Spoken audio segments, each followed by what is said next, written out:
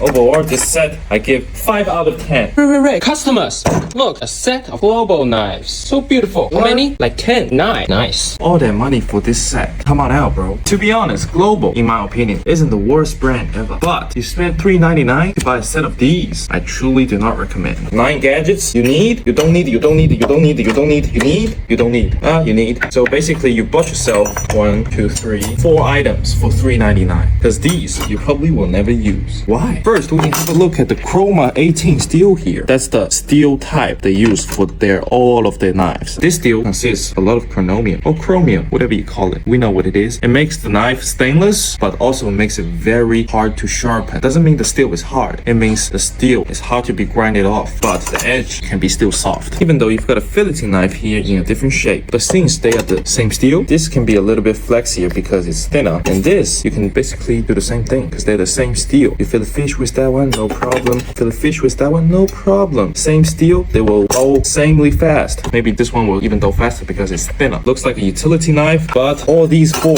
you can basically use for the same thing. Except this one you can actually use as an all-purpose knife. But man, it's a pain in the ass to hold in my hand because they make the knife thin, which is a good thing. But over here, it's a little bit too sharp and it's thin. So every time you pinch grip the knife, first it's not very steady because this is really too thin and skinny. If you want to spend probably like, if it's $70 spend on a Global chef's knife, I would somewhat recommend because it is balanced at the connection and the weight of it's pretty comfortable. Handle can do a little bit better, a little bit skinny. Lengthwise okay, blade shape okay, sharpness you can make it very sharp yourself. Steel, you're spending only $70, steel is okay. But one problem, I don't know if you have this problem with your Global or not, but when I was working in the restaurant, they all have the Global Chroma 18 G2 chef's knife for their all-purpose knife. It's literally too slippery, even though they make these holes here. But how we hold the knife is we pinch grip right here. So I only get this part, and most of this area doesn't have any holes or dimples for me to get a good grip. Very slippery, hurts my knuckles, so we have to tape the thing so make it non-slippery.